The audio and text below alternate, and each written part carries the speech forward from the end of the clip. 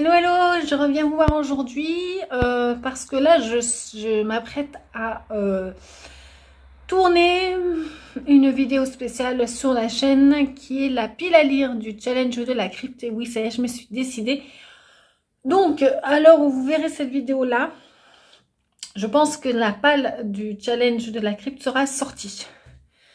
Donc, si je m'embrouille pas, vous pouvez aller la voir, elle est sur la chaîne.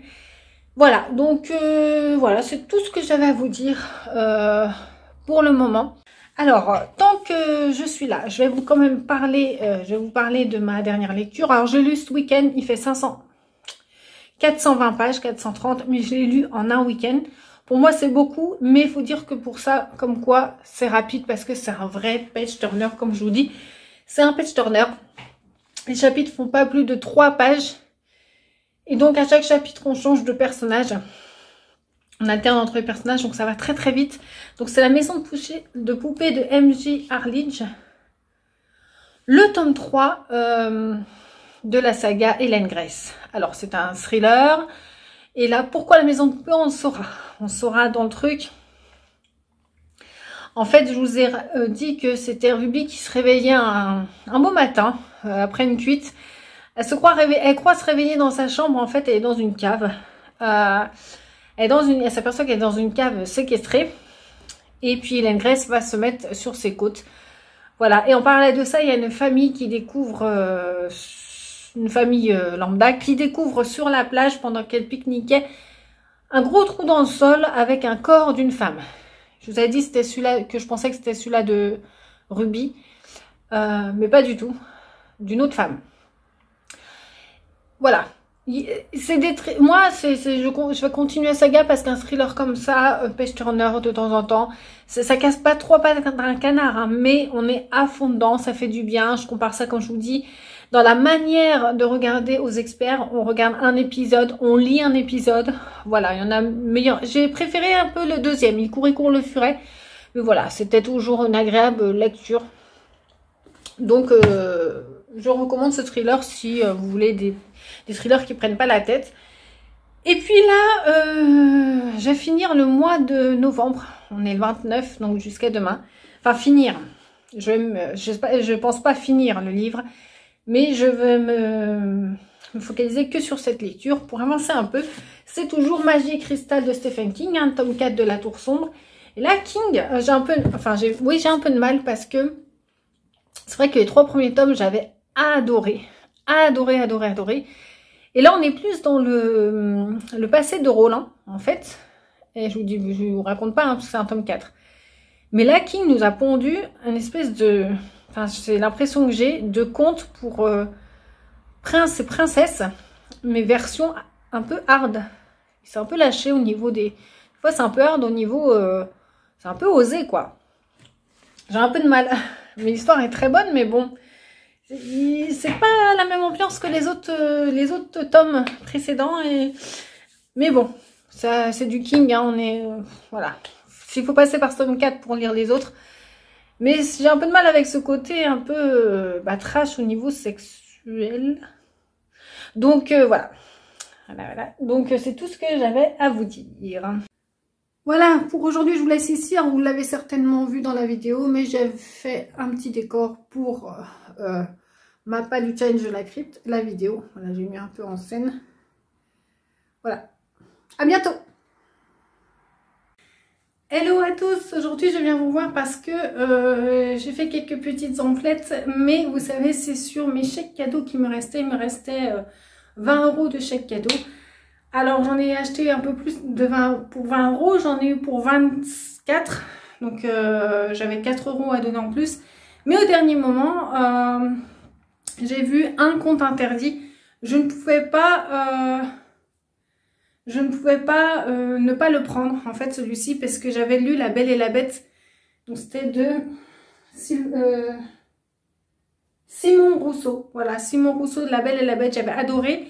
Et quand je l'avais lu, j'avais su que c'était la suite de celui-là que j'ai pris. Donc, comme j'avais eu un coup de cœur pour La Belle et la Bête, j'ai dit, je prends celui-là. Et le premier, enfin, ça m'a pas gêné dans ma lecture de La Belle et la Bête, mais ouais, il y avait des petites références. Mais voilà, de toute façon, j'ai adoré La Belle et la Bête de Simon Rousseau. J'ai vu un autre Simon Rousseau, donc le premier serait Peter Pan. Donc voilà. Peter Pan, donc des éditions Contredire, les contes interdits. Donc voilà, serait le premier et la suite La Belle et la Bête. Mais c'est pas grave si vous lisez les deux indépendamment. Donc là, une vague de drogués se jetant du haut d'immeubles croyant pouvoir voler, la disparition d'une jeune femme, Wendy Gauthier, et de ses deux frères délinquants évadés de leur pénitencier pour mineurs, une île perdue dans la forêt boréale, habitée par une communauté déjantée et leur leader sans âge, enfin bref. Écriture du conte. Hein. Donc, si c'est autant un coup de cœur que La Belle et la Bête, je vais passer un sacré bon moment. En ce moment, pendant que j'y suis, je suis dans Blanche-Neige de L.P. Sicard. J'aime beaucoup. On est avec une jeune fille, donc je sais pas si elle s'appelle Blanche. Je sais même pas. Je sais même pas comment elle s'appelle. Et qui est dans un asile, voilà. Et elle essaye de s'évader à l'aide d'un infirmier qui est le seul gentil apparemment, puisqu'on abuse d'elle un peu. Elle subit des abus sexuels du directeur, un truc comme ça, de l'asile. Et donc, elle essaye de s'évader, j'en suis là, j'en suis au tout début. Hein. Mais voilà, toujours avec des couvertures splendides, donc j'ai hâte de le lire celui-ci. Et puis donc, les 3 que j'avais pris avec mes chèques cadeaux. J'ai pris un petit, j'allais dire conte, non, une petite romance de Noël, parce que maintenant, c'est vrai qu'à l'arrivée des fêtes de Noël, je ne suis pas romance, mais à l'arrivée des fêtes de Noël, j'ai envie de lire ma petite romance de Noël. L'année dernière, j'avais lu celle que m'avait offert ma mère. C'était « Je te ferai mes Noëls » de Caro Emeline. Et j'avais adoré, j'avais passé un si bon moment. Et donc là, j'ai opté pour celui-ci. Voilà, donc j'ai opté pour un Sophie Jomain, que j'ai jamais lu. Donc, les étoiles brillent plus fort en hiver. J'aurai des couvertures pareilles, extra. Ah, le bandeau, j'allais l'enlever, mais non, il est imprimé. Et ça se passe dans des galeries Atman. Aux galeries Atman, la semaine des féeries est le plus gros événement de l'année, alors qu'en 7 jours avant leur lancement, le nouveau directeur exige que la décoration... Ah oui, voilà. La fille qu'on va suivre s'appelle Agathe et elle travaille dans ce magasin et elle va avoir affaire à Alexandre Hartmann, je pense le directeur. Elle est sous sa responsabilité. Non, le grand magasin est désormais sous la responsabilité d'Alexandre Hartmann. Et aussi talentueuse que soit Agathe Mourano, c'est avec lui qu'elle devra traiter. Lui et personne d'autre. Voilà, on se doute qu'il va avoir une petite romance. Et voilà, il me faut ma petite romance de Noël quand même. Voilà, alors c'est bizarre parce que tout le long de l'année, il ne me parlait même pas de romance. C'est même pas la peine, j'ai même pas envie d'en parler. Même d'en lire, ça m'énerve quand on me parle de romance. Et approche de Noël, je suis à fond dedans. Avec boule de gomme. Dites-moi si vous l'avez lu, hein. Bien entendu, j'ai envie d'avoir vos avis. J'ai pris aussi un petit, je ne connaissais pas, il faisait pas partie de ma wishlist, mais les livres de l'autrice, oui, parce que dernièrement, j'ai lu Le parfum de l'exil d'Ondine Kayat, et là j'ai vu un tout petit Ondine Kayat, donc c'est Écoute la petite musique du Clos des Anges, chez Pocket, donc apprendre à guérir de ses blessures d'enfance, et j'ai tellement aimé l'écriture d'Ondine Kayat dans Le parfum de l'exil. Elle m'a tellement emporté, c'est tellement une écriture douce et poétique pour décrire autant des choses douces et poétiques et autant des choses abominables, puisqu'on parlait du génocide arménien dans Le parfum de l'exil. Et j'étais tombée en amour pour son écriture, et là j'espère que ce sera le même style d'écriture. Si c'est le même style d'écriture, Ondine Kayat, je la valide, parce que Parfum de l'exil, c'était mon premier d'elle. Et donc là, on est avec Raphaël, artiste peintre à fleur de peau, a depuis longtemps rompu les liens avec son père, qui l'a toujours rejeté. J'ai même pas lu, hein, je vous dis le synopsis, je veux juste essayer un autre livre d'Ondine Kayat. Lorsqu'elle apprend son décès, toutes ses blessures refont surface à 39 ans. Bienvenue au club. Elle est rattrapée par son passé, voilà. Et c'est un tout petit livre et 220 pages et j'ai hâte de le découvrir. Et puis là, c'est grâce à Eva de la chaîne Perfect Books, du groupe Facebook des Gommes Tapal. J'ai pris un Keigo Higashino et celui-là, il était sur ma wishlist. Alors, elle m'avait conseillé les doigts rouges, le premier d'une trilogie, me semble, qui est pas long. Parce qu'Higashino, il paraît que pareil, c'est un peu spécial, on adhère ou pas. Mais beaucoup, ceux qui l'adorent, ben, ils l'adorent, il n'y a pas de demi-mesure. Mais il n'y avait pas les doigts rouges. Et celui-ci était sur ma wishlist. J'ai pas hésité une seconde à le prendre. Alors, faut dire que pour mes chèques cadeaux, je me suis dit, j'ai même pas à chercher, j'avais même pas en tête, je sais ce que je veux. Dès que je tombe sur un livre qui est dans ma wishlist, si je le vois, je sais pas à l'avance, mais si je le vois, je sais qu'il est sur ma wishlist. Et j'ai pris les premiers, j'ai pas tout cherché en fait. J'ai pris les premiers qui arrivaient, qui étaient sur ma wishlist. J'ai pas trié quoi. Et je suis tombée sur un Higashino. Et celui-ci, donc, les Miracles du Bazar Namiya. Voilà. C'est un roman japonais. Et j'ai très envie de le découvrir. Alors, par contre, il a intérêt à me plaire parce que... bon, ah non, je crois qu'il était plus gros. 370 pages. Je crois qu'il faisait 450, un truc comme ça. Déjà, la couverture est juste magnifique. Et j'ai très envie de le découvrir.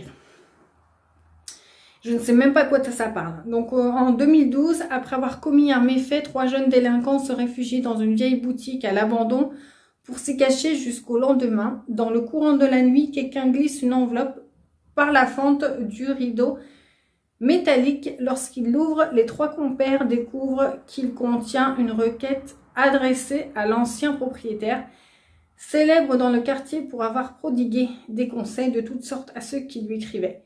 Mais cette lettre a été écrite 32 ans auparavant. Je veux surtout découvrir le style Higashino, tellement on en parle. Et de la littérature asiatique, de toute façon, je suis très sensible. Donc je pense que ça va me plaire. Et je dirais merci à Eva une fois lu. Voilà. Donc voilà pour mes achats aujourd'hui. Je suis assez contente parce qu'avec ces chèques cadeaux, j'ai pu prendre des petits livres qui étaient sur ma wishlist. Il y en a encore beaucoup sur ma wishlist, hein, mais comme je vous dis, j'ai pris sur ceux-là, je tombe en premier. Et puis celui-ci aussi, du coup, un compte interdit en plus. Alors, là, c'était chez Cultura, hein, tout ça. Chez Cultura, ils ont beaucoup de livres interdits en ce moment, mais je ne peux pas tous les prendre. Oui, hein. Donc, parce que 15 balles le livre, on va se calmer. J'ai pris celui-là parce que, voilà, c'est celui-là que je voulais. Je me suis fait plaisir. Mais on va dire que celui-là, je l'ai payé de ma poche, hein, ceux-là avec les chèques. Mais beaucoup de comptes interdits chez Cultura en ce moment, dans le mien en tout cas, dans le Grand Est. Et j'espère qu'ils y seront encore à longueur d'année. Je pense qu'à longueur d'année, je vais acheter quelques comptes interdits. Je vous dis, j'adore ça. Hein, j'aimerais tous les avoir, hein, mais voilà. Et bien voilà, et je vous ai dit ma petite lecture en cours, ouais bah c'est tout. Oui, je vous avais dit que je continuerais mon King Magie Cristal pendant ces 2 derniers jours de novembre, c'est-à-dire hier et aujourd'hui, mais j'ai pas pu m'empêcher de lire un autre livre en parallèle. Parce que c'est vrai que je vous avais dit que le tome 4 de Stephen King, celui-là est bien, mais on est moins dans le délire de la tour sombre, en fait, dans le délire des dimensions parallèles, du temps, d'endroits, etc. On est plus dans le passé de Roland, je vous l'avais dit, hein, de toute façon, je ne vais pas me répéter. Et c'est un peu... J'aime bien, hein, mais c'est moins dans le délire de la tour sombre pour l'instant, donc je le lis très très très doucement. Je prends mon temps. Mon chat qui a eu un quart d'heure de folie. Bon, je vais vous laisser ici pour l'instant. C'est tout ce que j'avais à vous dire pour aujourd'hui. Hello tout le monde, aujourd'hui je viens vous voir pour vous parler parce qu'en fait on est le 1er décembre et a commencé le challenge de la crypte que je fais. Donc je vais essayer de m'y tenir, je vais faire ce challenge et vous pouvez aller voir la palle, elle est sortie hier. Enfin hier, on est le 1er décembre, hein, donc sur la chaîne. C'était pour vous dire que donc, je mets en attente Magie Cristal de Stephen King. Voilà, j'en ai lu la moitié, hein, je vous ai dit, je le lisais doucement. Mais du coup, il ne rentre pas dans le challenge et je vais me concentrer uniquement sur le challenge de la crypte, donc décembre-janvier. Je reprendrai donc forcément en février, mais je le reprendrai, hein, c'est pas un abandon, mais il n'a pas sa place là et je privilégie le challenge. Donc voilà, c'était pour vous dire ça. Je vais vous parler aussi, on parle du challenge, je vais enchaîner. Donc ma première lecture est American Psycho de Bret Easton Ellis. Voilà, donc là on va parler d'un psychopathe tueur. Vous savez que j'aime bien cet auteur, que j'avais lu Zombie de lui. J'adore, pour l'instant, enfin j'adore. J'ai lu 24 pages hier soir après minuit, donc en l'occurrence ce matin. Donc là on est avec Patrick Bateman, voilà, cette espèce de personnes très riches avec des habillés de marque et avec son collègue qui est habillé pareil, qui se ressemblent tous. Et bon, pour l'instant, ce sont que des dialogues. Il n'y a pas vraiment de... J'en suis qu'au début.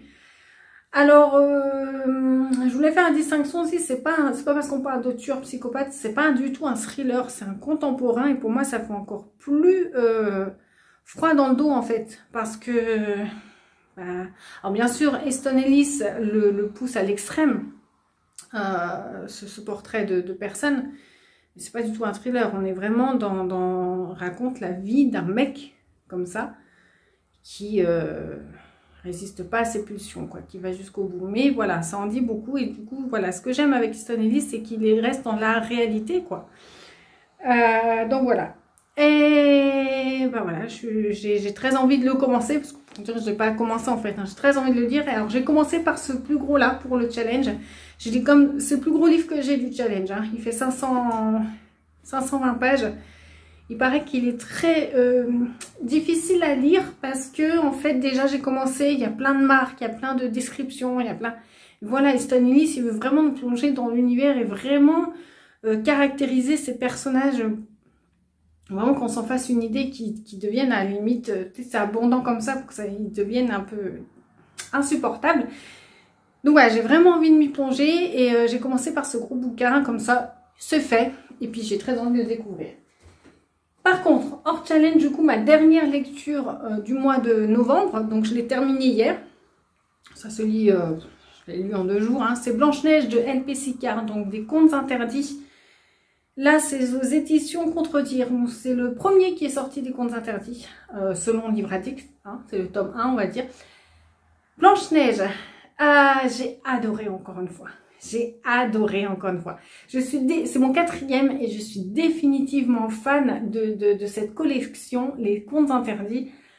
Alors celui-ci, il est noté 12, 6, un truc comme ça sur Livre Addict. Et moi, imaginez-vous, j'ai mis 17. Donc les gens n'ont... Et en effet, vu les commentaires sur les réseaux, ils n'ont pas trop adhéré. C'est assez mitigé, vraiment. Et moi, j'ai adoré en fait. Parce que... alors, il y a des scènes gore, hein, forcément, mais c'est pas le plus gore. On est vraiment dans un état un peu psychologique. On va suivre Émilie. Je vous ai dit que je savais pas comment elle s'appelait. Ça s'appelle pas du tout Blanche-Neige. C'est juste qu'elle est brune, aux yeux bleus, avec un teint très diaphane, très blanc. Mais très jolie aussi, pour le coup. Mais elle s'appelle Émilie. Et donc, elle s'enfuit de son internat psychiatrique. Voilà, elle est dans un asile psychiatrique. Et s'enfuit comme ça dans la forêt. Et elle va tomber dans un espèce de manoir. Et ce manoir est un dédale de fou. Un dédale d'enfer. Il y a tout un truc, mais c'est beaucoup plus psychologique. Si vous le lisez, vous verrez comment Sicard a mis en fait en scène les 7 nains en fait dans ces trucs. Enfin bon, voilà, moi j'ai adoré. Au final j'ai beaucoup d'émotions. Donc forcément si j'ai des émotions, ça m'a touchée, j'ai adhéré fortement. J'ai beaucoup aimé la fin. Et ceux qui ne l'ont pas aimé n'ont pas aimé la fin justement. Donc c'est quitte ou double. J'ai beaucoup aimé la morale de l'histoire. Et moi j'ai été embarquée à fond dans cette histoire. J'ai vraiment aimé. J'ai vraiment kiffé Blanche-Neige. Voilà, un de plus. Sur les 4, à la limite... Ah non, c'est le 3e. Parce que le premier, quand même, bon, bah, c'est La Belle et la Bête. Hein, voilà. Ensuite, il y a les 3 petits cochons. Celui-ci, Blanche-Neige. Et en dernier, pour l'instant, c'est Le Petit Chaperon Rouge. Mais celui-là, j'ai vraiment adhéré. Hein, voilà. Puis en les couvertures. Puis en plus, c'est un confort de lecture... déjà c'est très aéré, les chapitres sont courts, assez courts. Et voilà, ça se tord bien et ça s'use pas. Voilà, les couvertures sont très belles. Donc vraiment, j'adore vraiment cette collection. Quand je l'avais acheté en plus, il y avait un petit marque-page. Je le remets dedans. Donc voilà, si vous voulez tenter, vous pouvez commencer par celui-là, si vous voulez tenter les contes interdits, parce qu'il n'est pas très... Alors attention, il y a des scènes quand même, c'est marqué pour public averti, hein. Bon, dans tous les contes interdits, mais c'est pas le plus gore, c'est plus psychologique. Si vous voulez commencer les contes interdits, je ne les ai pas tous lus, il y en a beaucoup. Ça se trouve, il y en a des plus soft, mais celui-ci serait souhaitable pour débuter ces petits contes. Voilà, ne commencez pas par La Belle et la Bête, par exemple, ou Les Trois Petits Cochons. C'est beaucoup plus gore, beaucoup plus costaud. Voilà, bah, c'est tout ce que j'avais à vous dire pour aujourd'hui. Dites-moi si vous faites le challenge de la crypte. Je suis enjouée de fou de faire ce challenge. Je ne sais pas pourquoi. Je vous ai dit que je faisais plus les challenges, mais celui-ci, rien de voir ma palle d'horreur. En fait, j'ai même pas envie d'aller piocher ailleurs. On verra dans un mois, même dans 2 mois. Pour l'instant, je suis vraiment contente de faire ce challenge, tout simplement. Donc voilà, c'est tout ce que je voulais vous dire pour aujourd'hui. Je vous dis à bientôt. Je viens d'y penser, tant que j'y suis, je vous le dis. Je ne sais pas quand il sortira, mais certainement dans la semaine. De toute façon, il sortira avant ce vlog. Donc pas d'affolement, enfin si c'est inversé. Mais je pense que le vlog sortira avant et je pense qu'en fin de semaine sortira quand même le bilan du mois de la chaîne. Donc vidéo spéciale là pour le coup, bilan du mois de novembre de mes lectures. Donc voilà, il arrive bientôt sur la chaîne. N'hésitez pas à vous abonner si ça vous dit. Et puis moi je vous dis pour le coup à bientôt dans un prochain vlog.